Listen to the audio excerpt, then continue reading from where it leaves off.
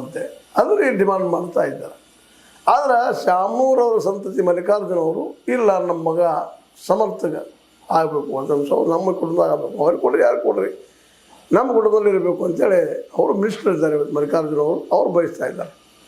ಅದಕ್ಕೆ ಅಲ್ಲಿಯ ಲೋಕಲ್ ಜನ ಆಗಿರ್ಬೋದು, ಕಾಂಗ್ರೆಸ್ನಲ್ಲಿ ಜನ ಆಗಿರ್ಬೋದು, ಎಲ್ಲರೂ ಒಂದೇ ಮನೆಗೆ ಹಾಕ್ರಿ, ಈ ಮಲ್ಲಿಕಾರ್ಜುನ ಅವ್ರ ಹೆಂಡತಿ ಮಗ ಅಥವಾ ಅಣ್ಣ ತಮ್ಮ ಅವ್ರಿಗೆ ಹಾಕಿ ಕೊಡ್ತೀರಿ, ಬೇರೆ ಟಿಕೆಟ್ ಕೊಡ್ರಿ ಅನ್ನುವಂಥ ಒಂದು ಬೇಡಿಕೆಯನ್ನು ಇಡ್ತಾ ಇದ್ದಾರೆ ಕಾಂಗ್ರೆಸ್ನಲ್ಲೂ. ಅದರಲ್ಲೂ ಅಲ್ಪಸಂಖ್ಯಾತರಿಂದ ಮುಸ್ಲಿಮ್ಸಲ್ಲಿ ಹೆಚ್ಚಿರೋದ್ರಿಂದ ನಮಗೆ ಕೊಡ್ರಪ್ಪ ಅವರೆಲ್ಲ ಕೂಡಿ ಗೆಲ್ಲಿಸುವಂಥ ಮುಸಲ್ಮಾನ್ ಒಂದು ಕ್ಯಾಂಡಿಡೇಟ್ ಅನ್ನುವಂಥ ಮಾತುಗಳು ಕೇಳಿಬರ್ತದೆ. ಜಮೀರ್ ಅಹಮದ್ ಖಾನ್ ಅವರು ಅದು ಬೆನ್ನತ್ತಿ ಮಾಡಿಸೋ ಪ್ರಯತ್ನ ಮಾಡಿದ್ದಾರೆ. ಆದರೆ ಇನ್ನೊಂದು ಸ್ಥಿತಿ BJPಯಲ್ಲಿಲ್ಲ. BJPಯಲ್ಲೂ ಸಹಿತ ಒಗ್ಗಟ್ಟಿಲ್ಲ, ಒಬ್ಬರು ನಿಲ್ಲಿಸ್ಬೇಕು ಅಂತೇಳಿ.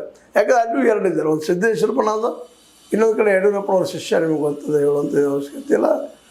ಅವರು ಇದ್ದಂಥವ್ರು ಯಾರು ಯಡಿಯೂರಪ್ಪನವರ ಶಿಷ್ಯ ರೇಣುಕಾಚಾರ್ಯ. ರೇಣುಕಾಚಾರ್ಯವರು ಇಲ್ಲ ನಾಮದ ನಿಲ್ಲಬೇಕು ಅಂತ, ಅವರು ಸಿದ್ದೇಶ್ವರವರು ನಾಮದ ನಿಲ್ಲಬೇಕಂತ. ಇವರಿಬ್ಬರು ನನಗೆ ಹೊಂದಾಣಿಕೆ ಮಾಡಿಸೋದು ಈಗ ಕಷ್ಟ ಆಗಿಬಿಟ್ಟದ. ಯಾಕೆಂತಂದ್ರೆ ಇಲ್ಲೇ ಕಾಂಗ್ರೆಸ್ನಲ್ಲೂ ಸಹಿತ ಜಮೀರ್ ಅಹಮದ್ ಖಾನ್ ಅವರು ನಮ್ಮ ಮುಸ್ಲಿಮಿಗೆ ಕೊಡಬೇಕನ್ನೋ ಕಾರಣಕ್ಕಾಗಿ ಅಲ್ಲಿ ಒಡಕದ.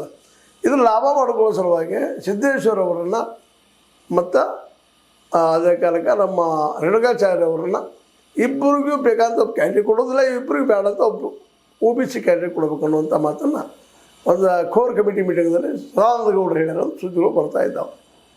ಅಂದ್ರೆ ಇಬ್ಬರಿಗೂ ಬೇಕಾದಂಥವ್ರು ಆಗಬೇಕು, ಇಲ್ಲ ಬೇಡ ಅಂತವ್ರು ನಿಲ್ಲಿಸ್ಬೇಕಿಲ್ಲ ಅನ್ನುವಂಥ ಮಾತು